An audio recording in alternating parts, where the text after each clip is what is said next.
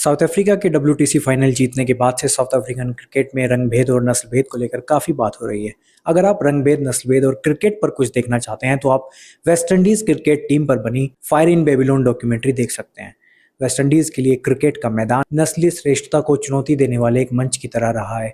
1976 में जब इंग्लैंड के कप्तान टोनी ग्रेग कहते हैं कि वे वेस्ट इंडीज़ को घुटनों के बल रेंगना सिखाएंगे, तो इस अपमानजनक टिप्पणी का बदला खेल के मैदान में लिया जाता है। 1984 में जब वेस्ट इंडीज ने इंग्लैंड को क्लीन स्वीप किया तो इसे व्हाइट वॉश नहीं, ब्लैक वॉश कहा गया, जो सीधे सीधे श्वेत सत्ता के खिलाफ ब्लैक प्राइड का प्रतीक है। साउथ अफ्रीका क्रिकेट का इतिहास ये भी बताता कि कैसे फाइनेंशियल बेनिफिट्स के लिए नस्लीय श्रेणियों के नियमों में फेरबदल भी किया गया था। रंगभेद के कारण खेल की दुनिया में अलग थलग पड़े दक्षिण अफ्रीका ने बैन को दरकिनार करते हुए दूसरे देश के कई खिलाड़ियों को अपने यहाँ मैच खेलने के लिए बुलाया।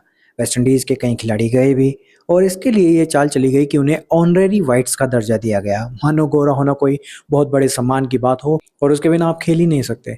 ये पैसा कमाने के लिए की गई एक शर्मनाक हरकत थी। वेस्ट इंडीज के महान बल्लेबाज विवियन रिचर्ड्स को तो ब्लैंक चेक तक दे दिया गया था, लेकिन उन्होंने आत्मसम्मान को चुनते हुए दक्षिण अफ्रीका के इस ऑफर को ठुकरा दिया था। डिस्क्रिमिनेशन और इंजस्टिस से भरे साउथ अफ्रीकन क्रिकेट के इतिहास की और बात करें तो वहाँ 1968 में एक सीरीज को इसलिए कैंसिल कर दिया गया था क्योंकि मेहमान टीम के एक खिलाड़ी बेसिल डी ओलिवेरा कलर्ड थे।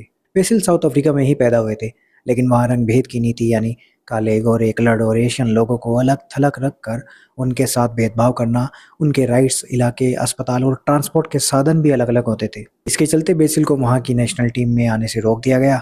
अपने ही देश में रंगभेद का शिकार हुए बेसिल इंग्लैंड चले गए, वहाँ काउंटी क्रिकेट खेला और आखिरकार इंग्लैंड की नेशनल टीम में अपनी जगह बनाई। और अंत में साउथ अफ्रीका के human right activist Dennis Brutus की कविता एक दिवंगत अफ्रीकी के लिए, ये अनुवाद जितेंद्र कुमार ने किया है। हमारे ना तो कोई नायक है ना युद्ध, हम तो महज एक बीमार राज के शिकार हैं, अनेक किस्म के घावों से पीड़ित जो घृणा की चाबुक मारती वर्षा में पल्लवित होते हैं। न हमारी लड़ाइयाँ हैं न झगड़े जिन्हें इतिहास अपनी जीन टिप्पणी में दर्ज करे, केवल अंधेरी रातों की अदृष्टा दुर्घटनाओं में मारे गए कैदी हैं। पर जब भी उन लोगों के नाम पुकारे जाएंगे जिन्होंने इस धरती को आज़ाद किया हो, वे निहत्ते अनाम लोग भी उनकी बगल में खड़े होंगे जिन्होंने अंतिम पुरस्कार प्राप्त किया।